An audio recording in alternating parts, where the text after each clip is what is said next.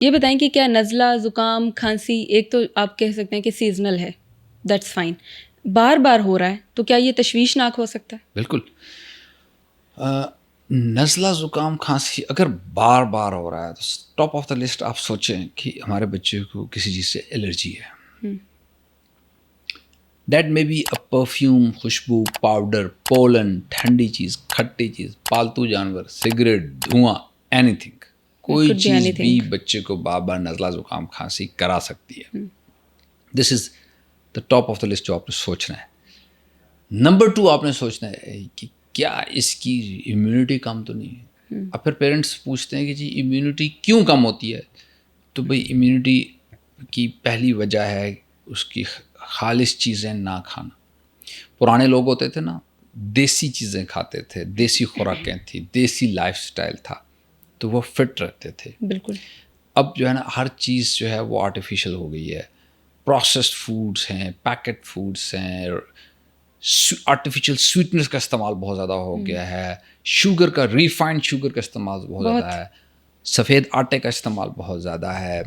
سو پھر یہ جو Lay's, Kurkure, Pepsi, cold drinks, everything they all ultimately land into disaster. So آپ دیکھیں کہ کہاں گڑبڑ ہے.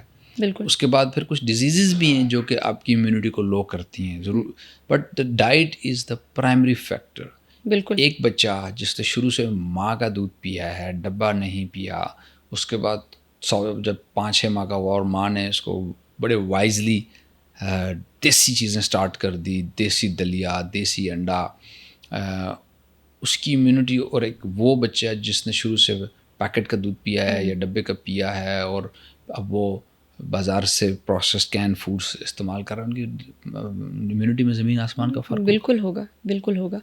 اگین وہی بات آ گئی کہ آج سے پہلے کی ہم بات کر لیں 15-20 سال پہلے کی، تو یہ لیز، کرکرے یہ سب ہوتا ہی نہیں تھا.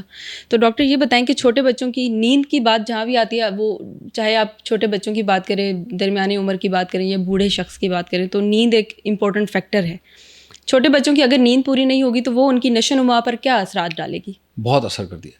دیکھیں جو گروتھ ہارمون ہے بچوں میں وہ سلیپ کے دوران ریلیز ہوتا ہے. اوکے. اگر ایک بچے کی سلیپ ٹھیک نہیں ہے تو پھر اس کا جو گروتھ ہارمون ہے وہ افیکٹ ہوگا.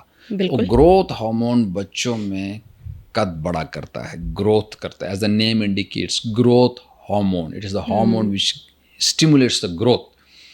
تو اگر سلیپ کمفرٹیبل نہیں ہے، بچہ سو نہیں ٹھیک رہا، تو پھر الٹیمیٹلی اس کی گروتھ ہارمون پہ اثر پڑے گا. پھر اگین وہی بات ہے کہ پیرنٹس کیا کرتے ہیں کہ خود سے فنرگان پلا دی، یہ نہیں دیکھتے کہ وہ کیوں نہیں سو رہا، what is actually wrong with ہم. دیکھیں اگر فرض کریں بچے کا گلا دکھ رہا ہے، وہ نہیں سو پائے گا. اس کے کان میں تکلیف ہے، وہ نہیں سو پائے گا. وہ بتا تو سکتا نہیں ہے.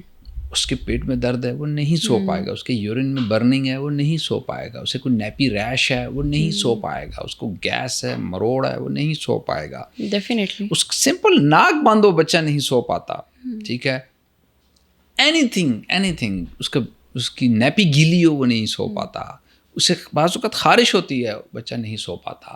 اب وہ اتنا چھوٹا ہے کہ وہ نہ تو خارش خود کر سکتا ہے، بالکل، نہ وہ بتا سکتا ہے. بالکل. سو بچوں میں ہمیشہ کہتا ہوں کہ بچوں پہ اگر آپ if you find out the exact cause that what is wrong with my child, اگر آپ یہ پک کر لیتے ہیں تو آپ کو ڈھیر دوائیوں کی ضرورت نہیں پڑے گی. آپ ٹو دا پوائنٹ میڈیسن دیں، جو اس کا پرابلم ہے اس کو حل کریں، آپ کا بچہ ٹھیک ہو جائے گا.